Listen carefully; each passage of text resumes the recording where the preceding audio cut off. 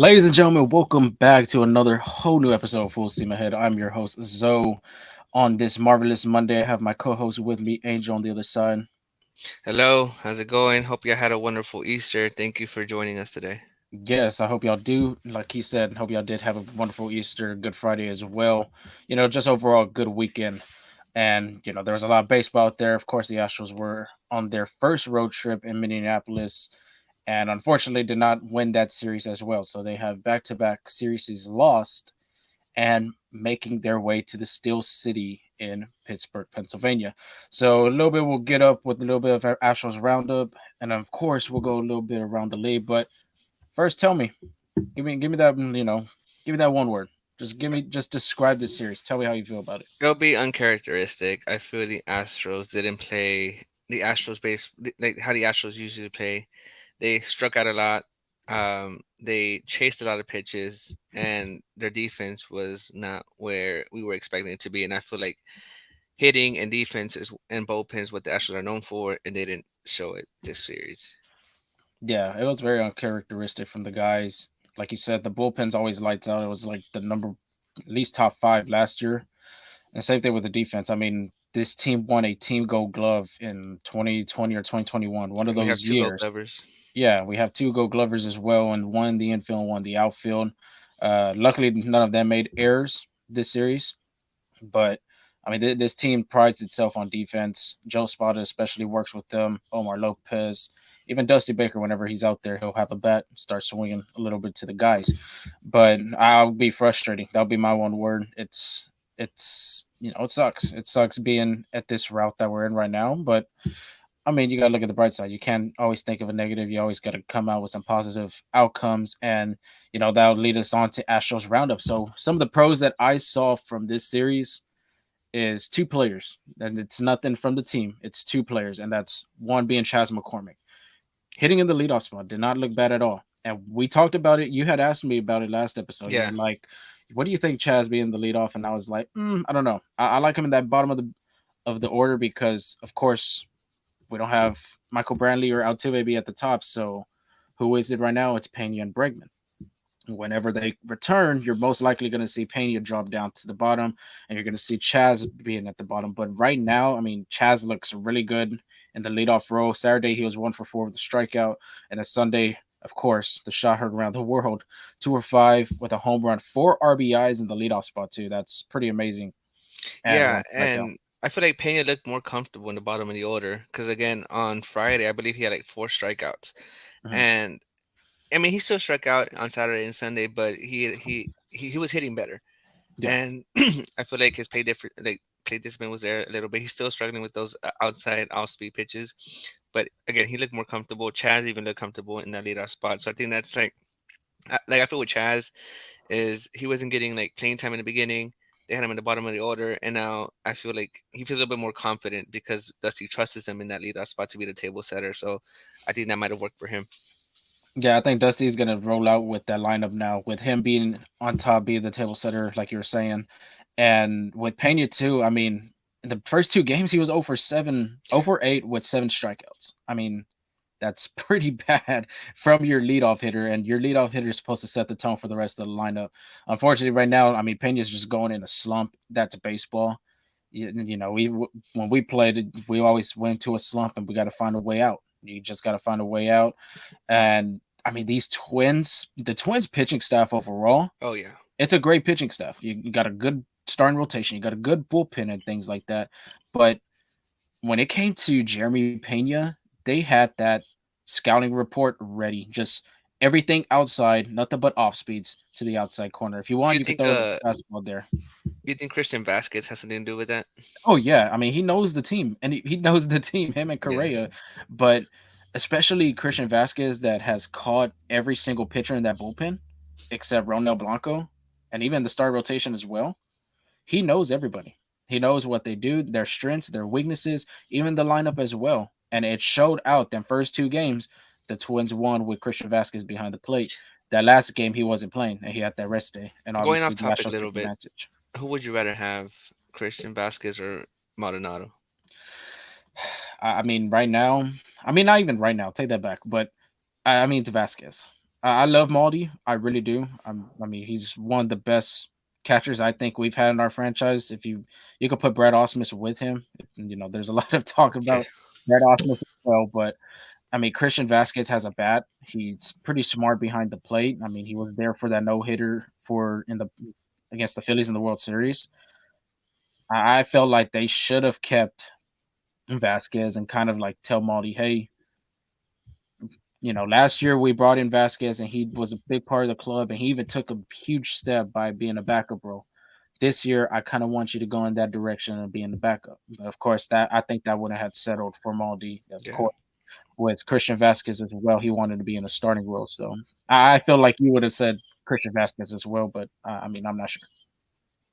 Yeah, No, I agree. I think Vasquez, like you said, the offense is there, and he's a pretty good defensive catcher. Like I feel he doesn't get enough credit for that as well. But yeah, I would say Vasquez. But I mean, Maldi, I feel like Maldi's Maldi. He's a defensive catcher. He knows what to call it. He has a very smart baseball IQ that helps him out. his IQ is really good for a Hmm. catcher. I'm not gonna lie about that. I mean, he has won a Gold Glove too, and I mean, he knows everybody in that pitching staff from the Astros. But For sure. it's unfortunate. Like I said, well, we have to settle with Maldi. But like I said, I love Maldi. Second pro, and the final pro I have is Jordan Alvarez. Without this man, the Astros wouldn't be winning games. I'm gonna say that right now. I agree with you 100% on that one. Three, 3 through 5, like we said the other episode ago, that part of the lineup is your strength. But Jordan Alvarez right now, this man's on a different level. He is trying to get that MVP this year.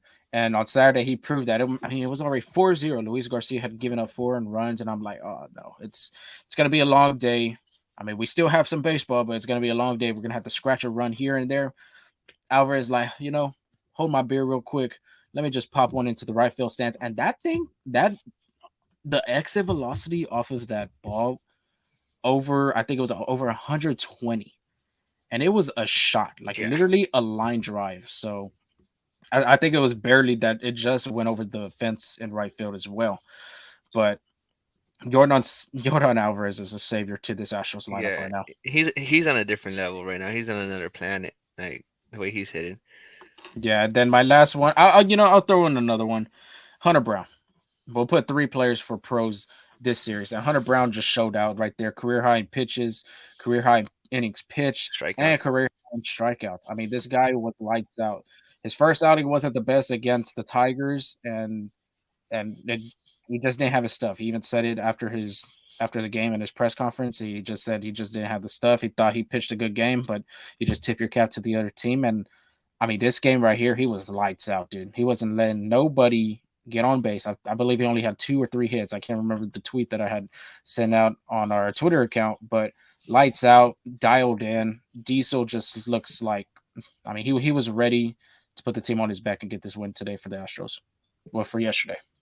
Yeah. So moving on to from the good to the ugly. The Sonny Gray pitched a had a career high 13 strikeouts against the Astros, and that's shocking coming off from his previous start. Before that, he only had 1 strikeout. I Yeah. think that was against the Royals. Hmm. So I, what like you said, the Twins pitching had the Astros number all day on Friday. 16 strikeouts. The Astros had 16 strikeouts against Sonny Gray had 13 of those, but Pena struck out 4 times. Jose Abreu had 3 strikeouts. David Hensley had 2 strikeouts, and then Chas McCormick 3 strikeouts. Like we said, Jeremy Pena had with that golden sombrero there. My It's not gosh. good, not good. Nope. And on Saturday, the Wolves continued. They had 17 strikeouts. Again, Jose Abreu got 3 again. Jeremy Pena had 3 strikeouts. Like you said, he was 0 for 8 with 7 strikeouts to start, Hmm. and then David Hensley with another 3 strikeouts, like in total 17. That's not pretty. And No. then I feel like the Astros have always been known for like having battling up in the plate, extending counts, taking their walks when they need to, but they were just chasing. Now you can kind of like say the shadows could have contributed to that because the shadows were bad in Minnesota. Yeah. Like that contributed to Maldi's missing some pitches. He said he struggled with the high fastball that he couldn't really locate it that well because of the shadows, which I mean, I get that, but the Twins were also playing in that condition as well, and they're hitting the ball pretty good. Now, albeit they're kind of used to it, that's their home ballpark. They've learned to adjust, so I think it's kind of harder coming from the visiting end. But Mhm. it's like both teams are playing in those conditions, so I think we could have done a lot better. Yeah, with the play discipline, I mean, 17 strikeouts. For 16 strikeouts the first day. You feel like you would, learn that part. Okay, we need to relax. We need to just step into the plate and take some pitches. Lay off the outside sweepers or the curveballs and all the off speeds and things like that. But I mean, they didn't learn their lesson. The second game, they did 17 strikeouts, and this team doesn't usually strike out a lot. But Yeah. the players that they have, um, their IQs really well, their disciplines very well. Especially when we have Bregman, you have Michael Brantley, Jordan Alvarez, Kyle Tucker. I mean, but it just didn't show them 2 games. I mean, Joe Bryan gave up 4 earned runs and still had 10 strikeouts, I think, at the end of the day. So that's unacceptable. But with the Shadows, like you were talking about too, both teams do play on the. But the thing is, Minute Maid Park doesn't allow their route to be open for some times, and Yeah. I feel like that could help a little from when it's like the 1 o'clock start times. It could help, have Maldi adjust to it. But Christian Vasquez also had a like it was a visor. I'm not sure what you call them, but the catchers that have that um it's for like sunglasses for catchers. It's like the what the football players wear, like Yeah, the little yeah. for to prevent the glare and things like that. Maldonado didn't have that. Obviously, he has that hockey mask. So Christian Vasquez knows what, and that's the funny thing too, is because that was their home opener. Our series was the home opener for the Twins, and Vasquez already had that. But has always wore that visor on his catcher's helmet. So, like you said, I mean, at the end of the day, both teams do play in that condition. Maldonado really didn't want to make an excuse about it, but I mean, it happens. It's very unfortunate that it Yeah. had to happen. So speaking of that, there was a total of 3 wild pitches on Friday's game. Like we were just saying, this is a quote from Marty himself. He said he had a hard time seeing pitches in the 10th inning because of the shadows and glare. And then like you say, like he took responsibility and apologized to Stanek, but Stanek was like, "There's no need to apologize. Like he Hmm. does so much for this ball club."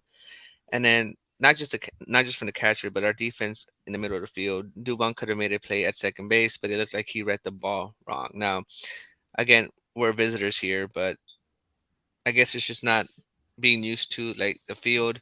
Hmm. But that needs to be taken care of. Like like for example, we took a video of Dubon, um, and Pena taking BP. I mean, like ground balls before the game. Like I feel Hmm. like they could done that or something to kind of know the way the ball moves. Like if there's like, is it fast on you or is it slowing down? And just for them to Not get just that, adjusted. but even like backspin on it as Yeah, well. I mean, because all these lefties that hit, their ball tilts away, or they put a lot of backspin on the ball when it comes off their bat. So it's like you said, it sucks that it happened to Dubon, but yeah, I mean, he right now he's our best defensive second baseman. If you're gonna put Hensley there, I mean, Hensley does have some range, but I mean, I like Dubon playing at second right now too. His bat is pretty good. No offense to David Hensley, but yeah. just unfortunate at these times. And then DeBon had a pretty good Sunday too. I think he had Yeah, like he two did hits. multi-hit game. Yeah, for sure. So I mean, I'm glad this series over with. On to the Pirates. Hopefully our luck changes a little bit. But tell us what tell us what we're up against, though. So yeah, the Pirates are 6-3, which is very shocking. I would never have thought I would be saying a winning record for these guys. Yeah, I never thought I would say that.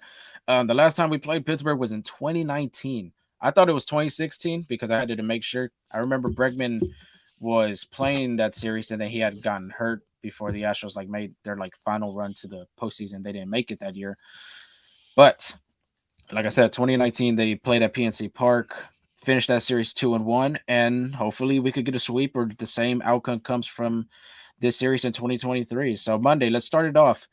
5:35 start time, Central Time in Houston. Fern Valdez is on the mound. He's 0-1 with a 150 ERA, which is crazy. He is 0-1 with a yeah. 1.50 ERA. That just speaks volume of how the Astros offense has been struggling. Yes, tell two, whatever you want to say, two cities. Rosie Contreras, on the other hand, 1-0 with a 159 ERA. And right now, that I'm gonna say it, these we've never seen none of these Pittsburgh Pirates pitchers obviously from 2019. That's about to been what, about 4 years ago, and including our hitters as well. I mean, I think Jose Altuve and Alex Bregman would be the only ones from that 2019 team. I don't know about Jordan Alvarez. I didn't get to see what part of the year of 2019 they played because Alvarez got caught up in the middle of summer. But Framber right now, Framber his last outing, obviously we saw how that went. 7 innings, 8 hits, 2 earned runs, 1 walk, 9 strikeouts. That is the beginning of his quality start tour, just like how we were doing in 2022. And then on the other hand, we're going to see Roansy Contreras, like I said, his outing in Boston, which they swept Boston at Oh Fenway wow. Park, which was very shocking to me. 5 2/3, 3 hits, 1 earned run, 1 walk, 2 strikeouts, and we're gonna see a lot of dosage of his slider. He has 4 pitches in his arsenal: slider, four-seam fastball, curveball, and changeup. 48.7% of the time, though, he is throwing the slider. 30.8% of the time is his four-seam fastball. Oh So, wow. So Pena Brendan, better be ready. exactly. And I'm pretty sure they saw that twin series. The Pirates pitching staff already could tell what's happening over there with Houston with all the woes in the lineup. They're going to do the same thing over here in Pittsburgh as well. And his slider is about 84 miles per hour, while his fastball could go to 96 to 98 miles per hour. So that's a huge difference, especially if you put it on that outside corner. The slider obviously tells away, and the number one guy that's gonna have to adjust to this real quick is gonna be Jerry Pena, like you were saying, because if he can't lay off that slider, it's gonna be a long season for the ALCS MVP. Yeah, I can see that. And then our next one on Tuesday, 5:35 Central Time as well. Christian Javier will take the bump for the Astros. He is 1-0 with a 3.27 ERA going against Mitch Keller. 1.0, 3.86 ERA. Javier's last outing, we saw how that went. He was, I believe, he had 99 pitches, That sounds about right. 6 inning pitch, 5 hits, 1 earned run, 5 strikeouts. He was El Reptil. He was calm, collective. He looked like his original self, like he was in that last second half of the season to the postseason, the World Series. So I'm expecting big things from Javier coming into the Pirates to collect another win into his series. Next up, we got Mitch Keller. Last outing at Boston, did pretty well. 7 innings, 4 hits, 1 walk, not 1 walk, 1 earned run, 2 walks, 7 strikeouts. So 7 strikeouts sounds pretty high. His ERA wasn't looking too good last year in 2022.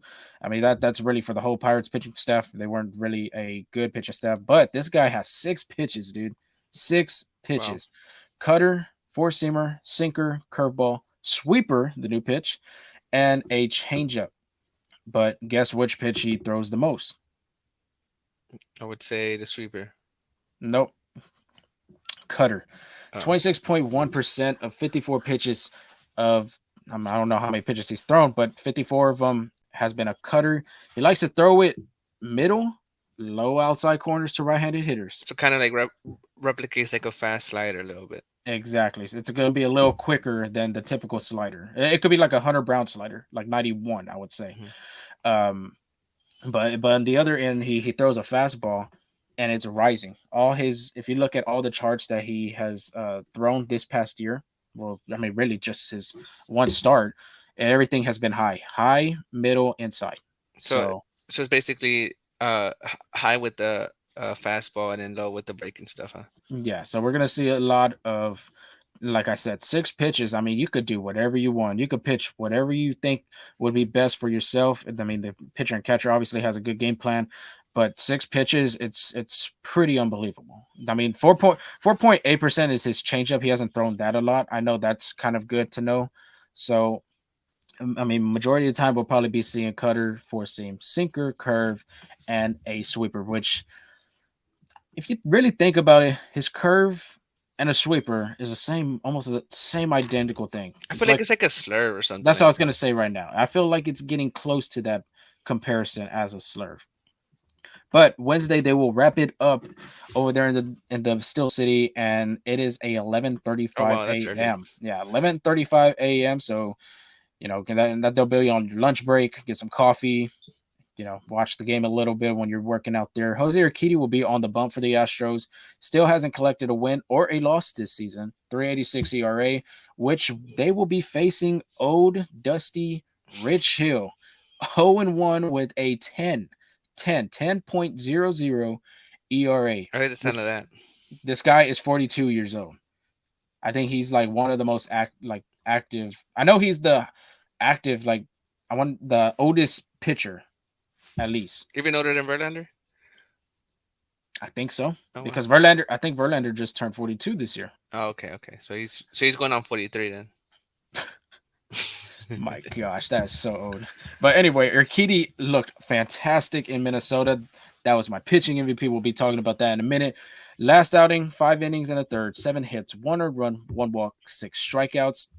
Rich Hill, on the other hand, didn't look too good in his Pirates debut. 4 innings pitched, 8 hits, 7 earned runs, no walks, one strikeout, one. So I mean, the Astros have seen him throughout his times in the big leagues. Like we said, he's a veteran. He's been 42 years old, so he's been pitching a long time.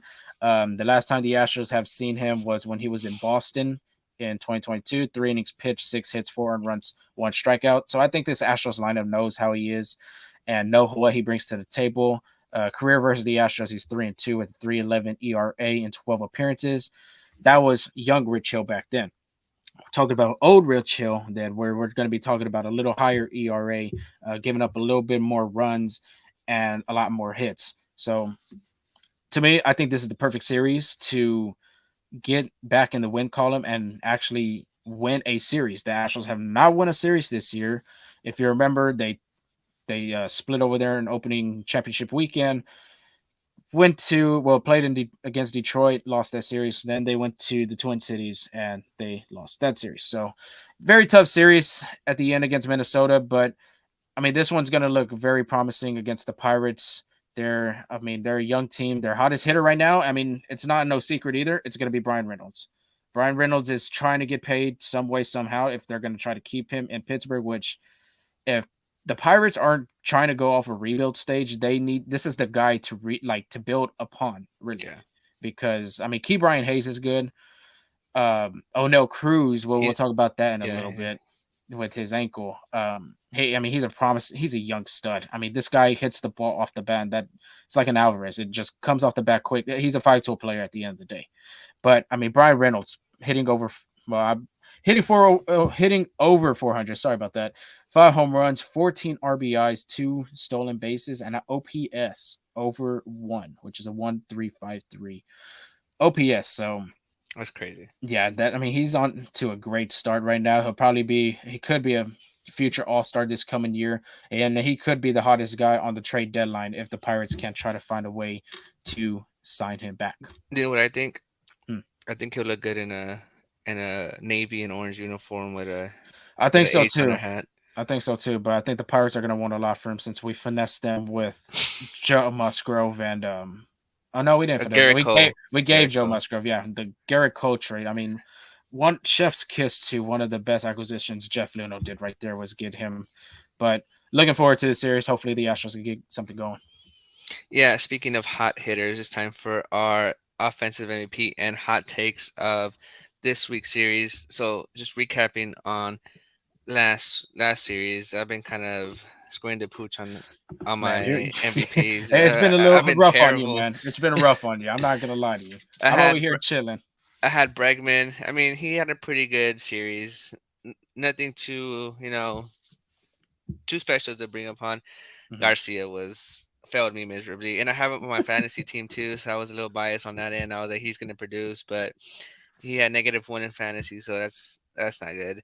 Um, Pena, I said he gets on base more often and steals 3 bases. You know how he repays me with an 0 for 8 start and 7 strikeouts. 7 strikeout. So Well, how do you think I felt? I have that as my offensive MVP. yeah, So I mean, yeah, you had her kitty though, so yeah, Kitty saved me, and Jose Brady stayed hot. Like I said, 10 game hitting streak, which I mean, we didn't even mention that too. I mean, it's been the longest, I believe, in as a star as your first year as an Astro. That's pretty yeah, impressive.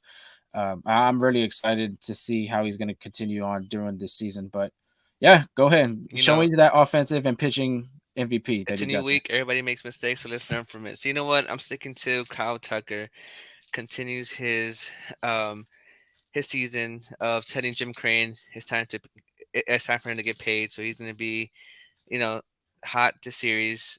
I'm gonna ride the Orchidee train. Damn, this you're gonna ride week. their kitty train. Yeah, I'm jumping on board on that one. I think he has a good quality start. And then Dubon gets my hot take is that Dubon gets more than 3 hits this series. Again, he looked promising in the last game of the series. And if he gets 1 hit a game, my hot take is complete. So Yeah, let's see it done. you better hope Dusty leaves him in to play at least because I think David Hensley played 2 of the games. I think I really not too sure, but I do like the Tucker one because he got pissed off. I mean, that was his first career Oh yeah, I forgot about that. He got ejection. ejected. He got ejected for his first career, but which was a dumb. It was dumb though. Did you see how that Yeah, was? I didn't think what else they want. Like, what more did they want him to do? Like, if he scoots a little bit to the left, he steps on the first baseman. If he scoots a little bit to the right, he potentially misses the base. So I mean, I guess they could say when he lifted up his arrow, but he's like jumping towards the base. Like, what did he want him to do? Like, I mean, you got to pump your arms too to run as well. exactly. So, I mean, just tell Yasmani Grandal how that ended, I and mean, he was in the Jasmine Granada was on the whole grass, literally like on the grass, halfway to the pitcher, basically. and I mean Tucker was on the dirt, but I like that one. So yeah, let me go with mine, Chazzy Fizz. I think he's gonna really feed off that leadoff role. I really do. I really didn't think so because like I said, I really liked him at the bottom of the order for the bottom three, 7, 8, 9, but I feel like he's gonna really take off with this leadoff. He hit a home run, 4 RBIs as well. Maybe he does see the ball a little bit better. I mean, the dude loves right field. I think they just need to name right field something for him because that's all his home runs go to. Luckily, we saw one at Minute Maid Park in the Crawford boxes, but yeah, I think Chas McCormick continues to stay hot. The franchise, it is time to give this man his win. It is time to Yeah, get this guy his dub. Produces a lot of ground balls. I was looking too. The Pirates really don't hit into a lot of ground balls, especially double plays, but when you have Framber on the mound, that percentage is going to be. I'm taking the over on that big time for the Pirates to hit. A lot of ground balls. Of course, he has that curveball, that swing and miss rate with the guys that Pittsburgh has as well. And then my hot take: you said Dubon gets three or more hits. I'll go. Jordan Alvarez launches a ball to the Allegheny River in right field. I would like to see that. I would love to see that. I feel like there hasn't been a lot of players to do that in a while now. Jordan Alvarez can launch a ball to the freaking moon at this point. Like the way he hits, it's just so memorizing, and you just got to you just got to appreciate the swing that he just gives you. But I feel like that's gonna go into the river, like how it has the McCovey Cove in San Francisco. Well, they got the Allegheny River over there in Pittsburgh, and I feel like Alvarez is gonna launch one out there. Yeah, and then for all the traveling Astros out there, PNC Park is such a beautiful stadium. So That's one stadium we wish we could it's on go the to. bucket list for sure. Yeah, it's one of the most prettiest. I think it really in baseball top five as well. We're not just speaking it for our top five. I feel like Major League Baseball. If you ask a bunch of MLB fans out there, they're gonna tell you PNC Park. I've heard Petco, I've heard Oracle, I've heard PNC, Bush Stadium as well because of the background with the arc. So PNC Park, like you said, is a bucket list. It's a must see. But of course, now with the new the rules, not really rules, but I mean the new schedule changes that they made. Back then, you weren't able to play 29 other MLB teams. Now, this coming season, we get to play 29 MLB teams. So I feel like it's good for the fans of baseball For sure. because you get to go out there and check out these different venues. I mean, who would have thought we could go to the Brewers ballpark, or like you were saying with Pittsburgh as well. I feel like it's great for baseball as well. Oh, definitely. And you get more exposure to more players, because most people just watch their favorite team. So now that you're seeing them play against other people, other players you typically won't, that's pretty great as well. But moving on to around the league, we got our first bench clearing fight of the year, which, Yes, yeah, I love it. yes, I love it. yes. But Attention. I was telling myself it always sucks for the bullpen guys because they're like running full speed, and then by the time they get there, gassed out, the fight's over, and they're just like They should just like have it out right there in the outfield and center field because I really I think both of the bullpens are right there. Like both their bullpens are right next to each other at PNC Park, I would say. they should just gotten at it like two umpires on like controlling the bullpen area and into in the field. That'd be But funny. the reason for this fight is because O'Neill Cruz slid into home and like against the White Sox, and then the catcher Shelby Zavala said he thought it's like he slid kind of late. So Hmm. the play was it was a soft ground ball to third base. O'Neill Cruz tried to score from third. I mean, I don't think it was a late slide.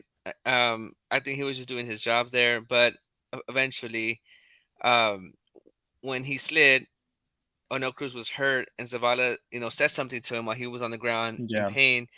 And Carlos Santana saw that he was on deck, and he took exception to what he said. And then Santana said some words to Zavala. Bench is cleared. At the end of the day, like the side did look kind of nasty, and hopefully he is okay. Like he was just like laying there, like he couldn't stand Hmm. up. Turns out he had a fractured ankle. Like it would have been pretty exciting to see him Ooh. play against the Astros. Tough break for them. Um, but things like that happen in baseball. Yeah, it's unfortunate, and I mean, too, Carlos Santana stepped up for his guy because Hmm. I wouldn't like that if I was on deck seeing him kind of like I don't know. He kind of just looked at him and like you were saying, said something. I'm pretty sure he did say something. But if you look at the video too, I mean, it looked kind of. I mean, it did kind of look a little late. We did. You think so? Yeah, it looked late. It really could have hurt Zavala too as well. Both of them really could have been hurt, but luckily he didn't get hurt. But it's very unfortunate for like a young stud like Onel Cruz. We're not going to be able to see him play. Yeah. And then there's a hot team in the AL East. The Rays are still undefeated. Like that pitching staff has been great, like expected, but that offense, I feel like they're really carrying off the back of Randy Rosarena. I think he's been the leader of that lineup, and even Jose Siri had a pretty good opening series for them as well. Like they're contributing. Like I think they put up a 12 spot against the A's. Like I know Mhm. the A's don't have the best pitching staff, but they're still a major league team. And if you're able to put 12 on anybody, like that's still pretty impressive. Yeah, I mean, they're all, like you're saying. I think their offense has been underrated ever since Randy Rosarena played the WBC. Yeah, It just carried on to to the regular season. Same thing as some of the other players as well. I'm not too sure at the top of my head what their Isaac names are. Paredes has been. Paredes is one of I think them. he hit a grand slam like a few days ago too. But isn't there another guy? His first name is Harold. Oh, Harold Uh, Ramirez. yeah, Harold Ramirez. Yeah, He played for Colombia, I believe, in the yeah, you're right. WBC. So I mean, these guys, maybe it was beneficial to these guys really for the Rays hitters because, like I said, if the Rays are going to go deep in the postseason, the hitting has to be top notch because the pitching's there. The It, pitching and bullpens is right there for them. and it has like again they're 9-0. If you check out our Esquina power rankings, I had them number one, and I When you're believe undefeated and when you're yeah, gonna be I number was an one. obvious choice. Like that was an easy one for me. Yeah, Like the other version, like I feel like the other ones could have been plugged in anywhere, but that was an easy choice. And then Francisco Alvarez, a prospect for the New York Mets, gets called up. Um, uh, Omar Narvaez was placed on the IL with a neck strain, so it opened up a spot for their number one prospect Alvarez to basically pull up with the team. He did start his first game. He went 1 for 4 with an RBI, so pretty good start. Gets his first hit, first RBI of the season. Um, yeah. we'll see. It'll be interesting to see how the Mets play it from there. Like, do they stick with Alvarez or they roll with Navarez and Alvarez? So it'll be pretty exciting to see about that. Yeah, I think Alvarez could be a big help for the Mets offense. I mean, if they could put him in the DH if he's not going to be catching because their starting catcher is who is their starting catcher? I can't even think of them on top of my head. I don't know. I'm not Actually, sure either. But I mean, Francisco Alvarez, I mean, he is their number one guy, like you were saying. I mean, he was top five too in baseball, MLB pipeline, I believe, for this year. oh, it's between so it was either Navarez or Thomas Nito. Thomas Nito. Wow. Yeah, Oh, and yeah. Luis Guillorme plays a little bit of catcher too, I believe too. Yeah, he does. I think. Yeah, he does. Don't He's know. like their emergency catcher. Like when there's no more, all the Hey, catchers are you banged never up. know. You never know when they need him. If his bat's hot, you're gonna leave a hot bat, on the bench. Not a catcher. Like Hey, you never know. You never know. It's like you could. I mean, who was it? Ledimus Diaz almost played almost yeah, it could all be the again positions. the He just needed emergency to play the catcher. catcher.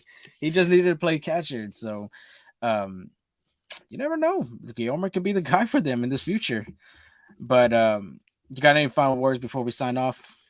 Uh, just hoping for a better series. Again, the Pirates have been a pretty good team. Hopefully, we can cool them down a little bit. Make PNT our home field. I'm just hoping for a good series. Yeah, I'm hoping for a series win for a change. We haven't had Yeah, one this year, but luckily we've avoided two sweeps, so that's a one. That's a positive sign to think about as well. But continue to follow us at Full Steam Ahead on Twitter. At Full Steam Ahead, of course, we're going to give you all the baseball Astros content out there. The number one Astros content, really, if we're going to be, if we're being really serious here. But follow our other platforms. We're just launched TikTok right now. We are in the making of doing Instagram as well. So just be on the lookout for that. But TikTok, go give us a follow. Go give us a. I don't even think you can really subscribe onto a TikTok, but I don't have TikTok a lot, so. But yeah. but we're gonna As you can use it tell, I more. manage that one. Yeah, we're gonna be using it more though. We're gonna with interviews, little fun interviews with the guys, and you know it's gonna be fun. I'm Yeah, we really told looking you, big forward to things it. coming. Yeah, big things coming, like we said. But follow our podcast platforms. God, I can't even talk on this Monday. Platforms. Google Podcast, Spotify, and Apple Podcasts as well. Subscribe to our new YouTube channel. We're just launching it. This is our, I would say, third episode or Third fourth episode, yeah. episode. So it's been really great. Hopefully, you like what we're putting out there. And like we said, just big things happening coming soon. So until then, have a good rest of your marvelous Monday. We will Peace. talk to you at the conclusion of the Pirates series.